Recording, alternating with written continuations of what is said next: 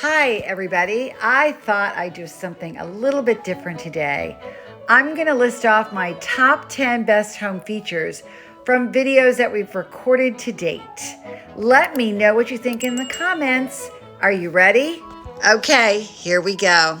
At number 10, it's an incredible courtyard at Via Canto di Messo in Vivizano. He just caught my attention because I love this house. An electric gate opens up to a beautiful little courtyard that has its own pergola and a beautiful mature olive tree. It gets very hot here, so this is actually a very nice place to sit out. I can just picture myself having lunch there. This courtyard sold me. At number 9, no surprise, Liz's garden. Oh my God, this is so awesome. Oh, Annette's excited. He knows me. He knows me. He knows what I like. Oh, this is like a cottage. The cottage is adorable. Oh, Federico. I love him. It's got all this really great outdoor space. It is a cottage with a garden. Garden is where you can eat with a pergola. Yeah. With a kitchen. We got it. We're done. We have it. We've bought our house. We're going now. Thank you for joining us. At number 8, it's that grand tree-lined driveway at Forte di Marmi. It is a beautiful house. It has an amazing entrance. It has my favorite. It's got these sea palms that line the driveway. Parco bellissimo. And it's like a park. Yeah, I mean, Fantastic. That's correct. It is. I love, love, love a grand entrance. At number 7, this was a huge surprise. The Forte di Marmi property had a dance studio. And then this is the dance studio. Isn't this fun? Cool, right? It certainly could be a gym, but you could also turn it into like a really groovy like bar or, you know, I mean, it's a cool space. It was really kind of a big thrill for me. My dad was a ballroom dancer, so I just thought it was really cool. I think that I would probably keep this space and maybe use it as a cool event space, a party space, a space to enjoy. At number 6, the Palazzo in Pontremoli. Now you get to see the frescoes, the high ceilings. And one thing for sure, you could find people to come and restore these frescoes, no problem. For me, as far as the design goes in a place like this, I think I would go the opposite direction of trying to get antiques that match the period. What I would do is put ultra modern, very cool Italian furniture in here and just let the walls sort of speak for themselves. That was my fantasy when I walked through here. I was like, yeah, really big B&B Italia sofa in here, because it's so perfect the way that it is. I don't know that I would want it to be to period. I absolutely adored this palazzo and loved the frescoes and fantasized about buying it and living there. This room is stunning. It's just stunning. I mean, look at this room. This would be my bedroom.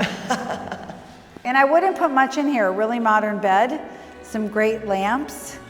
This is where my bed is going to be. I'm going to wake up in the morning and go, ah.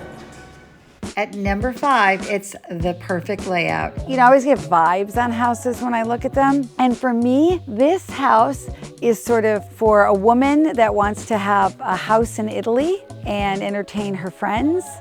Someone that likes to garden a little bit. There's a beautiful little garden. It's very manageable, sort of a lock and leave, which is nice as well. This house had the perfect layout. I would do very little to move anything in this house. I rarely walk into a house and find it to be the perfect floor plan. Leave the staircase. Staircase is fantastic. Wow. This is great. This is fantastic. It has a window there, so you'll have light in here, which is quite nice. And there's a lot of light here, so the bathroom is quite beautiful. And this is a very cool staircase, so definitely worth renovating the staircase because it's original and it's very good. I love this house. It's a great value. So anyone that buys this house, you'll have to do minimal tearing out of walls, and it's going to be charming, beautiful, and perfect. At number 4, the perfect project. But the kitchen on the ground floor in that ancient building is so adorable. The thing that's kind of cute about this is that this could be the kitchen, and we looked And you could open it up and put a doorway. So this is the cool hallway. And if you open up the doorway here, then this can be the kitchen. It's very cute. You can say hi to your friends, ciao, ciao. You can open the windows, everybody can see you cooking. Fantastico. I realized that the downstairs little store is gonna be the kitchen, and it's fantastic. Just the best, cutest kitchen ever. And so charming. I mean, you're like right there having a glass of wine, having some cheese. Oh my gosh, I love that kitchen. Michael and I have decided we're gonna buy it and we're gonna Airbnb it. So at number 3 for me, I call it the spa house. The big plus for me is the guest house. Oh, this is so cute. I love this. This is great, you guys. Okay, let's see the sauna. Let's go. Do we have to take our clothes off? Okay. Oh, he's taking his clothes off. Oh my God, I would just buy this house for this sauna. Okay. Frank would want this sauna. Sauna, vasca e pool. Oh my God, I love this. I have to take, Michael, will you take some pictures? I want to do this. And a hot tub. Ah, yeah, now we're talking. Per l'esterno. Boom, chicka, boom, boom. Yeah, hot tub. Frank would love this. Fantastico. Posso usare? Frank. Però è fantastico. Faccio un pasticciato e poi... This is so cute. Come on, a hot tub? It's great. I do love this. For somebody that wants this incredible view in a cute village with a pool and a sauna, yes, please. At number 2, my friend Lisa and Scott's Olive Mill. There was massive mill wheels in here. There were presses. There was machinery in here that I don't even know what it did. One of the things I thought was really clever that they did was to take into consideration the space, the light, what the functionality can be. The master bedroom and master bathroom. I mean perfection. We really wanted to leave that industrial feel here by leaving all the cogs and the wheels, because the little room behind that door was the engine room, and that's where the water wheel was. They came from that big wheel to this wheel with the band, back to this wheel, and then the oil came down through these brass fittings over the bed.